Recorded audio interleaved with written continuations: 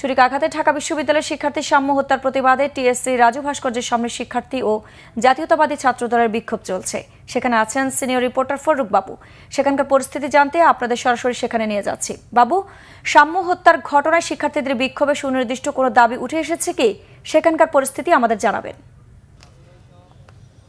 আপনি জানেন গতকাল রাত 11:30টার দিকে ঢাকা ইউনিভার্সিটি সংলগ্ন সোহরাওয়ার্দী উদ্যানের রমনা কালী মন্দিরের ঠিক পার্শ্ববর্তী এলাকাতে বটগাছের নিচে সাম্যসহ 3 জন বাইক নিয়ে যাওয়ার সময় বাইকের আলোতে, যেটা পুলিশ আমাদেরকে জানিয়েছেন যে তারা যখন বাইক চালিয়ে যাচ্ছেন সেই বাইকের লাইটের আলোতে বেশ কিছু যারা ওখানে বসে মাদক সেবন করছিলেন তারা যখন আপত্তি জানিয়েছে, সেই আপত্তি পরবর্তীতে আসলে সেখানে এক ধরনের তাদের সাথে তর্ক লিপ্ত হয়। সেই তর্কের ঘটনায় হচ্ছে যে সাম্য তাদের উপরে হামলা চালানো হয় এবং পরবর্তীতে যারা ওখানে ছিলেন পুলিশ আমাদেরকে জানিয়েছেন যে সেই 3 জন ব্যক্তি যারা ওখানে আরও 10-12 জনের উপস্থিতি ছিল, তবে 3 জন ব্যক্তি যারা গ্রেফতার হয়েছেন তারা মূলত হকার এবং তারা থাকেন রাজধানীর ফার্মগেট এলাকার পূর্ব রাজাবাজার এলাকাতে। তারা এখানে থাকেন এবং তাদের সবার বাড়ি মাদারীপুরে। তারা এখানে দীর্ঘদিন ধরে হচ্ছে যে হকারির কাজ করে আসছেন। তারা সেখানে মাদক সেবনের সময় এবং সেই তর্কাতর্কির এক পর্যায়ে তাদের সাথে থাকা যে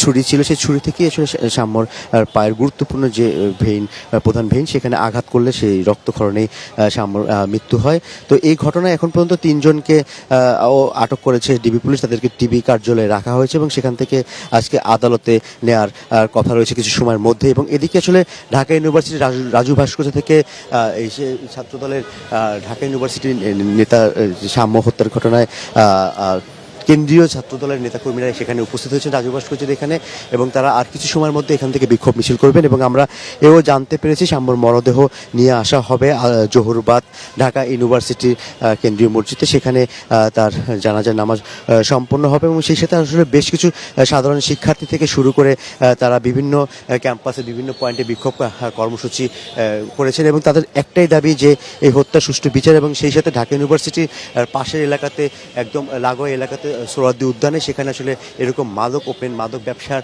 কার্যক্রম কীভাবে চলছে এবং পুলিশের ভূমিকা এবং ইউনিভার্সিটি প্রশাসনের ভূমিকা নিয়েও তারা প্রশ্ন তুলেছেন। এবং তারা চাচ্ছে সুষ্ঠু বিচারের বিষয়টা তারা নিশ্চিত করতে হবে এবং সেই দাবি নিয়ে তারা ঢাকা ইউনিভার্সিটি তার কিছু সময়ের মধ্যে বিক্ষোভ করবে। আর এই ছিল সুস্থ তর্ক। ধন্যবাদ বাবু।